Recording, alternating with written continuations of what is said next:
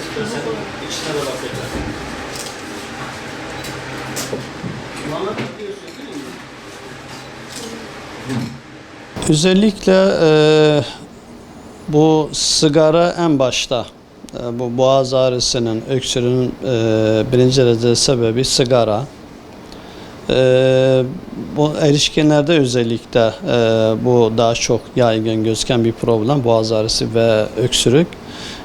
Sigaradır, reflü dediğimiz mide problemi.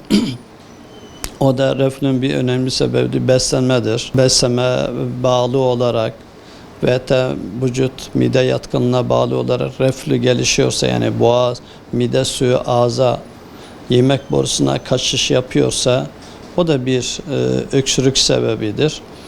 Ve de beslenmeye bağlı olarak diyelim ki çok asitli, baharatlı, acı baharatlı yiyecekler, içecekler. Onlar da bir öksürük, boğaz ağrısı sebebidir. Ağız diş bakımı boğaz ağrısı yapar. Bir de çalışma ortamında diyelim ki toz, duman, sigara, hava kirliliği varsa ve de kimyasal gazlara maruz kalıyorsa bunlar da bir boğaz ağrısı, öksürük sebebidir.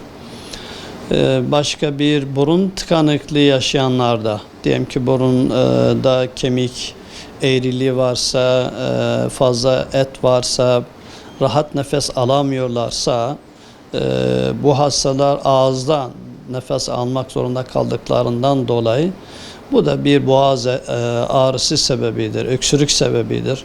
Çünkü fizyolojik olarak nefesi burnunda almak lazım. Çünkü burunla alınan solunum havası temizleniyor, nemlendiriliyor, ısıtılıyor. Böyle en uygun kıvama getirilip o şekilde boğazda ve akciğere geçiş yapıyor.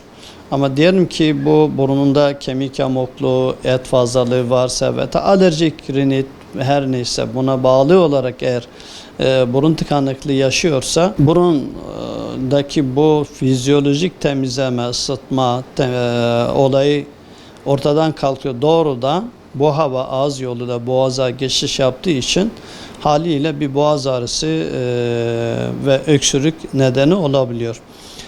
Ve de diyelim ki hava yolunda, gırtlakta, nefes borusunda, akciğerlerinde, boğazda orada yer kaplayan lezyon, bir kitle, bir şey varsa, bir tümör varsa misal olarak o da kronik bir öksürük sebebi, boğaz ağrısı sebebi olabilir. Yani boğaza ve gırtlakta daha geri planda, alt planda, alt solunum yolu da bu tür sıkıntılar varsa daha çok göğüs hastalıkları, bizatüredir, akciğerle ilgili bir problemlerde de yani bu balgam sebebi olabiliyor, öksürük sebebi olabiliyor, nefes darlığı sebebi olabiliyor. Ve buna yönelik olarak da sebebine yönelik olarak da bu öksüre yönelik, boğaz ağrısına yönelik tedaviye de başvurmak lazım. O da ilaç tedavisi olur, diyet olur, ameliyat olur. Diyelim ki burunla ilgili misal olarak eğer burun sebep oluyorsa burun ameliyatı olması lazım. Tabii altta her zaman söylediklerimiz dışında daha kötü bir şey de çıkabilir yani. Yani o ihtimal de var. Onun için bir KBB uzmanı, öksürük özellikle ön plandaysa göğüs hastalıkları uzmanına başvurmak lazım. Yani ne olur ne olmaz mantığıyla altta bir şey var mı acaba? Bakmakta fayda var yani. Soğuk havalarda haliyle bu tür sıkıntılar daha çok olur. İkinci bir husus kapalı ortamda, kış aylarında kapalı ortamda daha çok zaman geçiriyoruz. İster istemez hava kirliliği, hava temizliği yaz aylarına göre daha kötüdür. O da bir boğaz ağrısı, öksürük sebebi olabiliyor yani. Her zaman hekimlikte, tedavide koruyucu hekimlik, koruyucu tedbirler ön plandadır. Yani mesela sigara olayı çok önemli. O ortamda kirli, tozlu ortamda bulunmamak, yani kimyasal gazlara maruz kalıyorsa tedbir almak lazım. İş gereği, meslek gereği olarak yani ortamda kalıyorsa ona başvurmak lazım. Diyelim ki reflüs varsa yani mide suyu, yemek borusuna, boğaza kaçış olayı varsa ona yönelik en iyi tedavi diyettir. Ona dikkat etmek lazım. Daha fıtri, daha sade iyi gıdaları tercih etmek lazım. Veyahut da gerekirse lüzum halinde ilaç tedavisi, ama ilaç her zaman en son tercihimiz, ameliyat en son tercihimiz. Yani koruyucu tedbirlerden sonra bu tür sıkıntıları devam ediyorsa, mecbur kalırsa tabii ki gerekirse ilaç, daha ötesi gerekirse ameliyat. Şöyle, tabii ki bu tür kötü huylu tümörlerde ağrı çok beklemiyoruz. Ama bir nedir? Bir öksürüktür, bir gıcıklık, takıntı hissidir. Onlar, yani ağrı da olur ama daha ön planda olmaz.